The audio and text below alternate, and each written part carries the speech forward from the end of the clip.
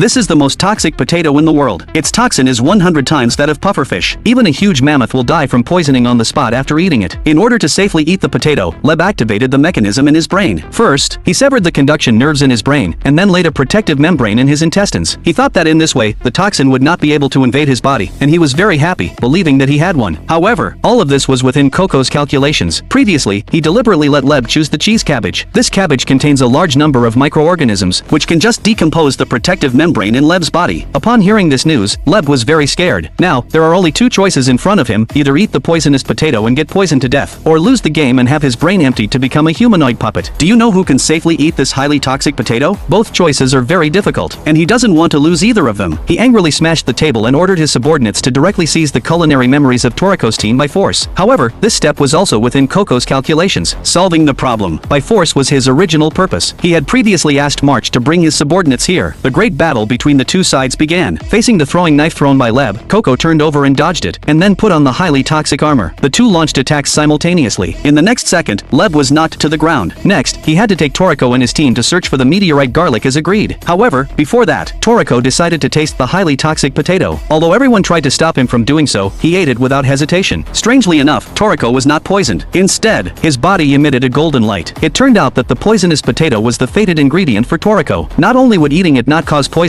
but it could even make him stronger. Toriko's gourmet cells evolved once again. Soon, they entered a golden corridor. On both sides of the road, there were densely arranged memories of gourmet hunters. They were all famous gourmets in the gourmet world and also losers of the card game. Continuing to walk, they came to the storage room of the meteorite garlic. The culinary memories throughout the entire room were nourishing the object in the container, which was the legendary meteorite garlic from outer space. It is said that just one bite of this garlic can turn a person into a muscular hunk. However, with their current strength, they simply cannot cook the meteorite garlic. Follow me to see more.